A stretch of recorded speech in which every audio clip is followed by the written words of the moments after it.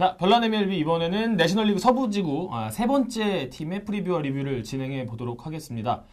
작년에 이제 서부지구 3위를 차지했었던 애리조나 다이아몬드백스인데 사실 3위로 끝맺음을 할 수 있었던 그런 성적은 아니었어요.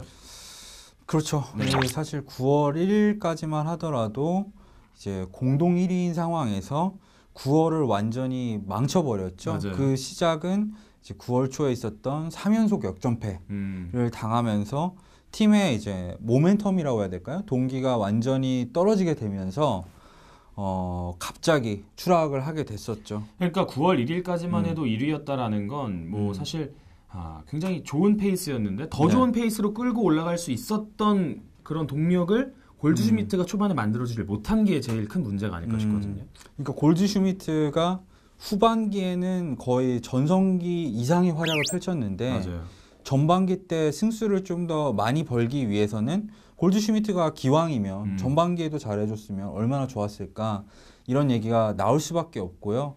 그 밖에도 이제 부상 이탈한 선수들이 좀 치명적이었죠. 그렇죠. 뭐. 제이크 램 같은 경우에도 홈런이 정말 많이 치는 선수인데 올 시즌 거의 뛰지 못했었고 뭐 버콜츠 같은 경우에도 초반에만 잘해주다가 맞아요. 부상으로 이탈을 하는 바람에 이제 애리조나가 후반기 들어서 이 선수층 자체가 좀 얇아지면서 성적이 하락할 수밖에 없긴 했었습니다. 네. 결국은 애리조나 다이아몬드백스가 골드슈미트를 폴 골드슈미트를 네. 애리조나에서 보냈어요. 간판 선수라서 좀 많은 고민을 했었을 것 같아요. 하지만 이제 재계약 가능성이 낮다고 봤기 때문에 계약이 얼마 남지 않은 상황에서 세인트루이스 카디널스로 이제 보내게 됐는데 그 대가로 상당히 괜찮은 선수들을 받았잖아요. 그렇죠. 네.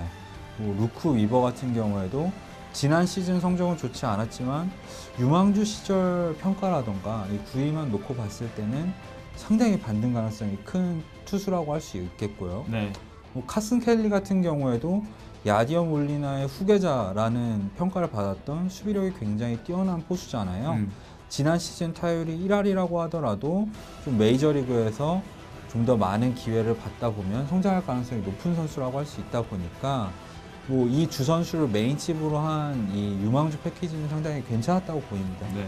자, 결국에는 또 이제 리빌딩 버튼을 누르게 된 애리조나인데 이 리빌딩을 제대로 완수하기 위해서는 에이스로 활약을 해줬던 그레인키의 처분이 또 관건이 될 것 같거든요. 이 그레인키의 문제가 뭐냐면은 연봉이 너무 많다는 거예요. 맞아요. 이 6년 동안 2억 달러를 넘게 받다 보니까 이 연평균 금액으로 쳤을 때는 3,400만 달러인데 이 선수를 데리고 있어야 할 이유가 없는 거죠. 지금 애리조나가 포스트 시즌에 진출할 수 있는 상황도 아니고 하다 보니까 이 선수를 나이도 정말 많다 보니까 재빨리 팔아야죠. 지금 잘하고 있을 때 아니면은 나중에는 정말 짐 덩어리가 될 수도 있기 때문에 처분을 위해서 애쓰고 있는데 사실은 너무 덩어리가 크다 보니까 이 트레이드가 쉽지 않은 상황인 것 같아요. 뭐 사실은 뭐 추신수 선수의 이야기도 조금은 현지에서 나왔었던 상황이거든요. 그렇죠. 이제 추신수 선수를 받고 뭐 유망주와 함께 받고 대신에 그레인키의 연봉을 좀 보조해주는 형태로 텍사스랑 트레이드를 하려고 했었고요.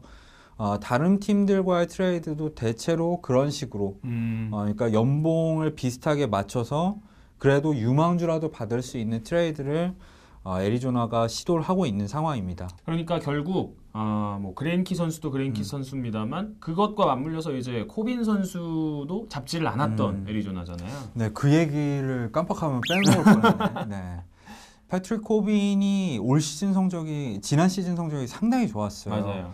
그러다 보니까 이제 FA로 6년 1억 4천만 달러를 받고 워싱턴 내셔널스에 갔는데 이 선수를 잡으려고 시도조차 하지 않은 것도 역시 이제 애리조나가 다음 시즌을 리빌딩으로 보고 있구나 이런 증거가 아닐까 싶습니다. 그러니까 네. 저는 사실 애리조나의 시즌을 준비하면서 이번 시즌 전 시즌이 네. 아니라 그 그레인키를 영입했던 그 시즌 6년 계약을 맺고 또 스완슨과 쉘비 네. 밀러를 교환했었던 그 트레이드가 결국은 큰 네. 수확을 거두지 못한 채 이제 막을 내리는 거잖아요.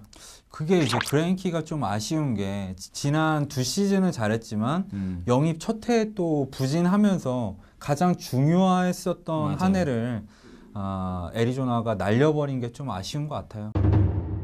뭐 이제 또 국내 야구 팬 같은 경우에는 메릴 켈리 선수가 합류하는 부분도 이제 기대하게 되는 부분 중에 하나긴 해요. 일단 SK 와이번스 소속이었던 이제 메릴 켈리가 상당히 좋은 대우를 받고 메이저리그에 진출하게 됐어요. 그 전까지는 메이저리그 경력이 한 번도 없는 선수인데 KBO 리그에서 성장을 하고 그거를 발판으로 미국에 재진출을 했을 때 거부권을까지 받아가면서 이제 2년 보장 계약을 받았다는 측면에서 상당히 의의가 있지 않나 싶고요. 뭐 KBO 시절에 구속이 상당히 빨라졌죠. 최고 구속은 4, 5마일까지 빨라졌고 평균 구속만 해도 2마일 이상 이 패스볼 구속이 빨라서 이제 메이저리그에서도 나름 강속구 투수로 불릴 수 있을 만한 구속 94마일 정도를 확보를 했고요. 또 슬라이더도 상당히 괜찮아졌더라고요. 그렇죠.